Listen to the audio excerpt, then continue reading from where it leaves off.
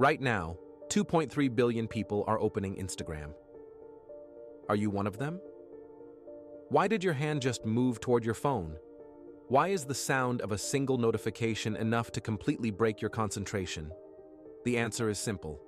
You've fallen in love with a molecule called dopamine. And today, I want to show you how this tiny molecule controls the lives of billions of people.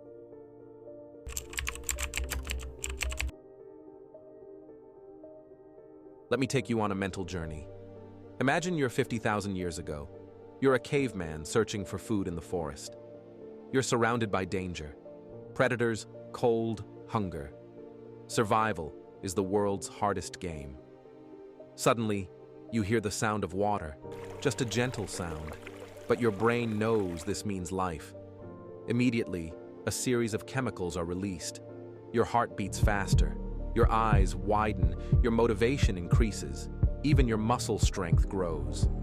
This magical molecule that does all this is dopamine.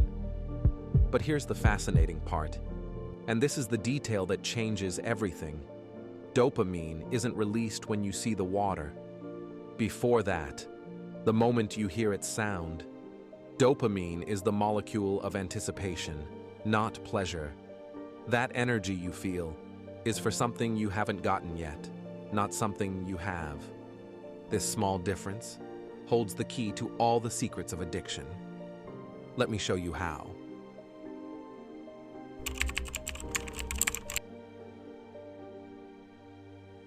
In our brain, there's a complex and intelligent system called the dopaminergic circuit or reward system.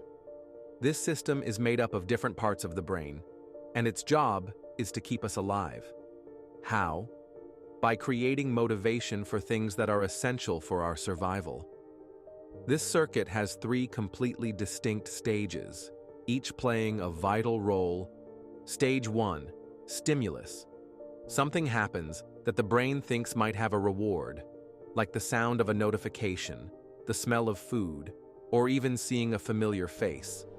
Stage 2, anticipation. This is the key stage. The brain immediately releases dopamine. But pay attention, not for the reward, but for the possibility of reward. That feeling of excitement and energy you experience is only because of the chance of something good that might happen. Stage 3, outcome. If you get the reward, the system is reinforced and the stimulus becomes stronger. If you don't get it, dopamine levels crash and you feel disappointed. Now watch what devilish thing happens. When you post on Instagram, your brain waits for likes. Dopamine goes up. But you don't know when you'll get likes, how many you'll get, or if you'll get any at all.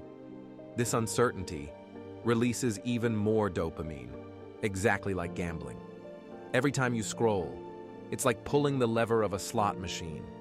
You might hit the jackpot. You might get nothing. This uncertainty is the most addictive thing in the world.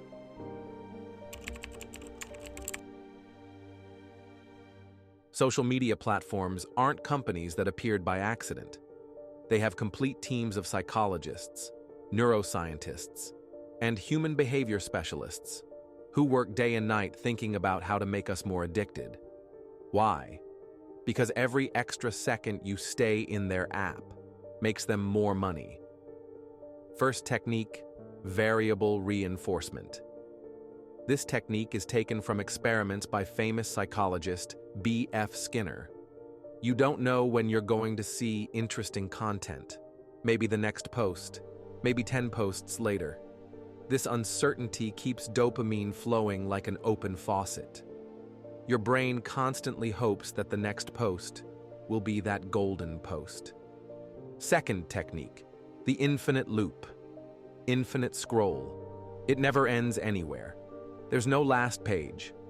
Unlike a book or movie that has an ending point, here your brain never feels completion.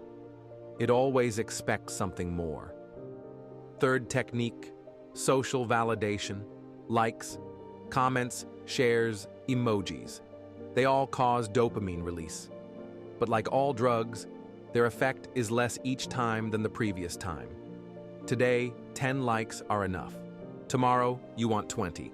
The day after 50. A cycle that never ends. Fourth technique, FOMO, or fear of missing out. Social media constantly tells us that if we're not online, we'll miss something important. Stories disappear after 24 hours. Trending posts constantly change. This artificial sense of urgency forces us to constantly check. The result? We've become laboratory mice, constantly searching for the next reward, without knowing why or what for.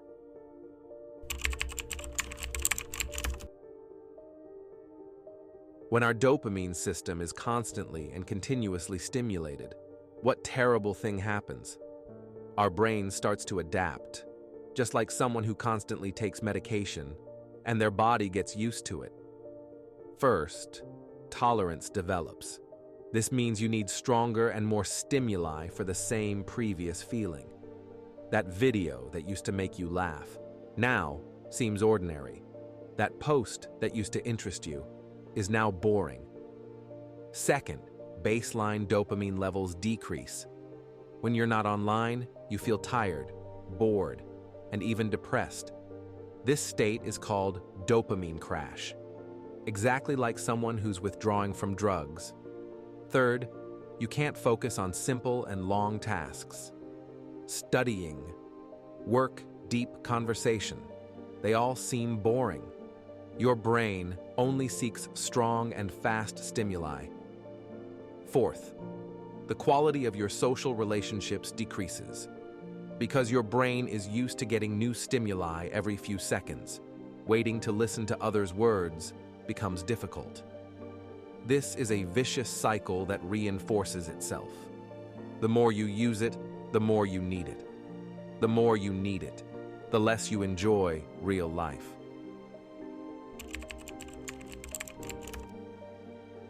The good news is that the human brain is amazing. Just as it was able to get used to it, it can break the habit too. This cycle can be broken, but it requires conscious decision and continuous action. First, dopamine fasting. Spend a few hours a day without any strong stimuli. No phone, no music, not even books. Just be with yourself. Is it hard? Yes. But this difficulty is a sign that it's working. Second, environmental control. Turn off notifications. Remove apps from the home screen. Take control back from algorithms and return it to yourself. Third, find healthy alternatives. Exercise, reading, cooking, or any activity that releases natural and sustainable dopamine. These activities provide real satisfaction in the long run, not temporary pleasure. Fourth, awareness. Every time your hand goes toward your phone, ask yourself why. Recognizing patterns is the first step to change. Remember, you own your brain, not the other way around. You have the choice of how to live. So next time you hear a notification sound, pause for a moment. Take a deep breath. Ask yourself, am I making a choice, or is my brain making the choice? Do I have control, or am I being controlled? If this video was helpful to you, like it. But after 5 minutes of thinking about why you want to like it. We'll see you in the next video, where we'll talk about how to use technology to our advantage.